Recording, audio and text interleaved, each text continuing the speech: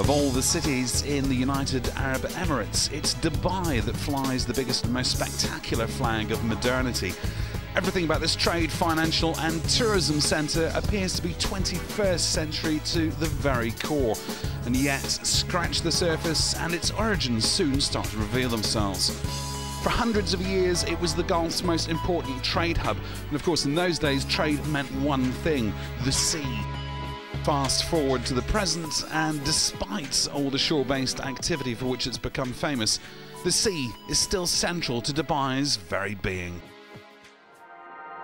Well, up to 400 years ago, first mention was made of what was then a tiny settlement on the Gulf coast, where Indian and Persian traders wrote of a community of pearl fishermen. Dubai's history almost certainly goes back much further, however, as the Gulf pearl beds were arguably the oldest and largest ever known, first noted more than 2,500 years ago. There was no other place in the world where oysters grew more and better pearls, or where warm, shallow waters offered more dive sites. Dubai's pearl fishermen were the best and most successful in the world. The pearl industry alongside fishing gave rise to a fleet of up to 1,200 working boats at its peak. Generically, these were known as dhows.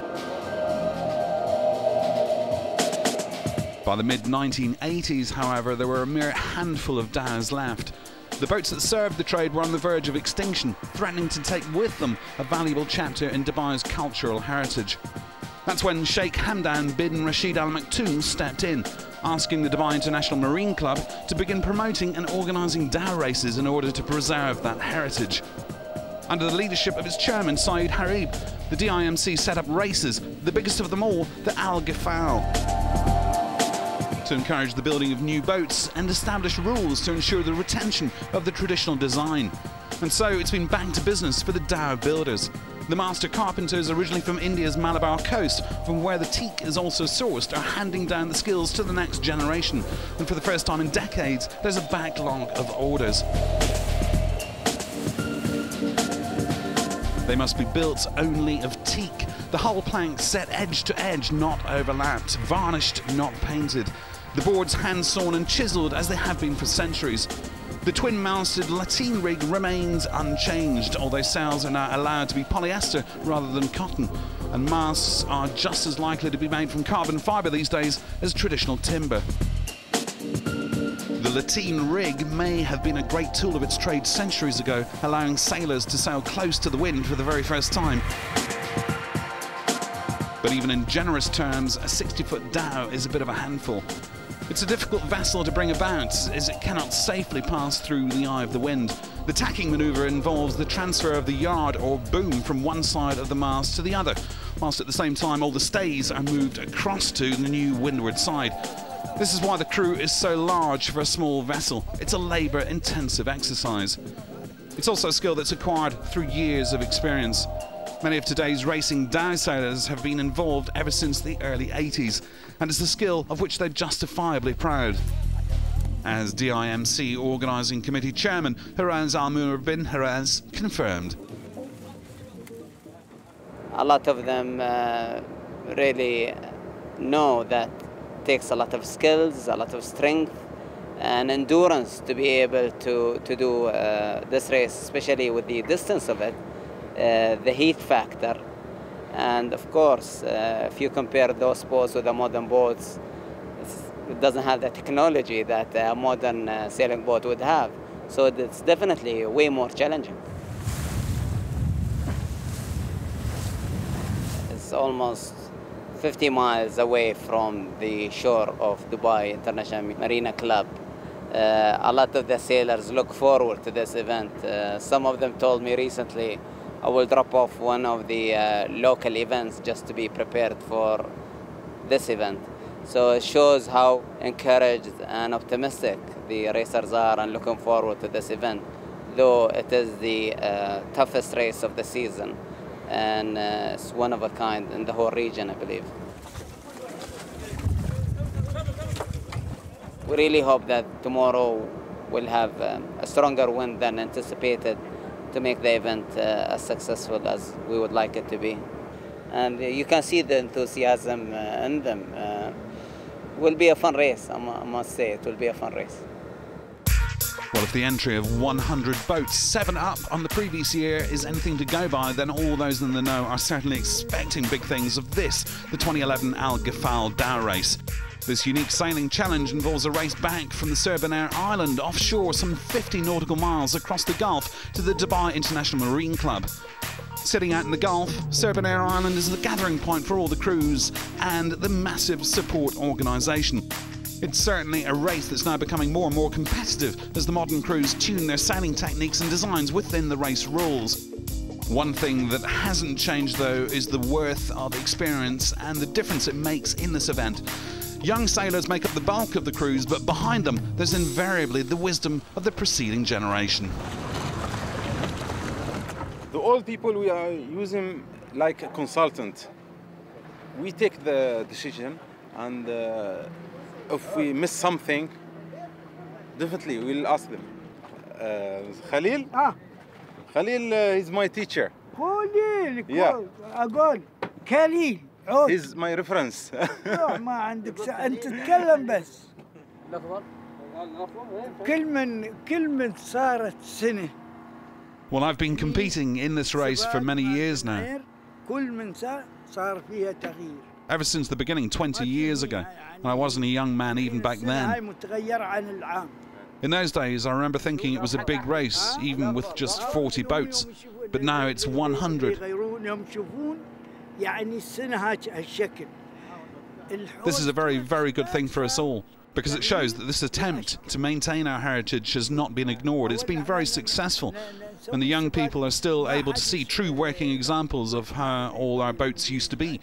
And of course, many of them are now involved, not just in crewing on these boats, but also building them, because there is a big industry behind this now. The young people, they want to see this race. They want to become involved. And I'm lucky to be able to use my 20 years of experience to help them do this. So yes, there have been many changes. I've witnessed over the 20 years, but they are all changes for the good. There have been many improvements in the boats, and more young people are becoming involved.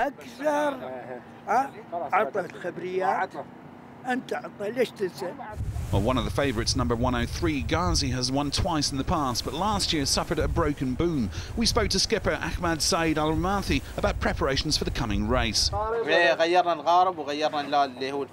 We redeveloped the boats after last year when we had the episode with the broken bowsprit. So this year it's pretty much a new boat we're racing. Yes, we have our rivals each year, of course, but then the start in this race is so important that you can consider every boat on the start line as a rival. Well, one of the biggest threats is another past winner, boat 16 Al Zir, skippered as usual by Mohammed Rashid bin Shaheen.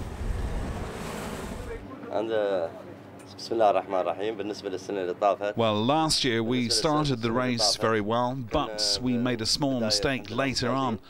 I think that cost us quite a few positions, but I think we learned from that mistake, and we certainly won't make it again. I'm happy with the boat this year. We've not made many changes, and we have the success this season in that we have won the last 2 smaller races. Not all have been with this boat. We won the 43-foot Dow Championships also, but the techniques and the tactics are the same for all boats, so they're all good practice for this event, for the 60-foot boats.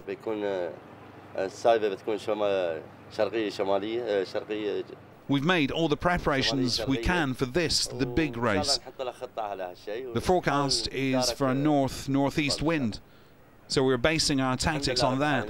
I have the same crew with me that I've had for the past 10 years, and of course, they all know their jobs very well now. But of course, with God's blessing, we will get a good result. Skipper of number 8, Shermadal, we asked Sultan Saeed Harib about the challenges of sailing these traditional dhows compared to modern yachts.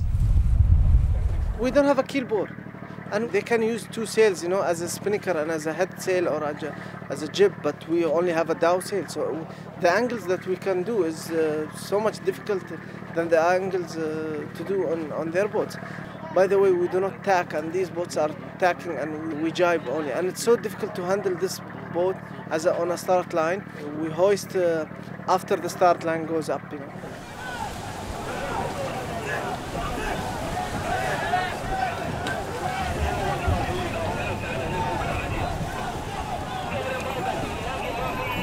It's another version of traditional dhows. You'll not see an old typical dhow traditional, but this is another step for a traditional. But it's more safety than a traditional, because traditional is all wooden, so the mast might break on your head. So this is a better version for a traditional, and it's exactly the same as on formation. My crew is now more than 10 years with me together, you know, and I don't need to give orders to handle the boat. Everyone knows its job, you know, directly, but we need to push hard every time with them.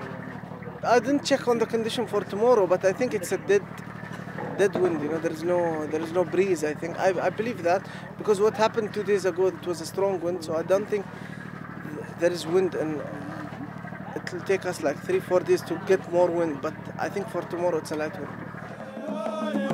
So the possibility of a light wind, not necessarily what the fleet was hoping for. In the meantime, however, and with the prospect of a 7 a.m. start the next morning, the crews enjoyed an evening on Surbonair in the way that's become a tradition of the last 20 years.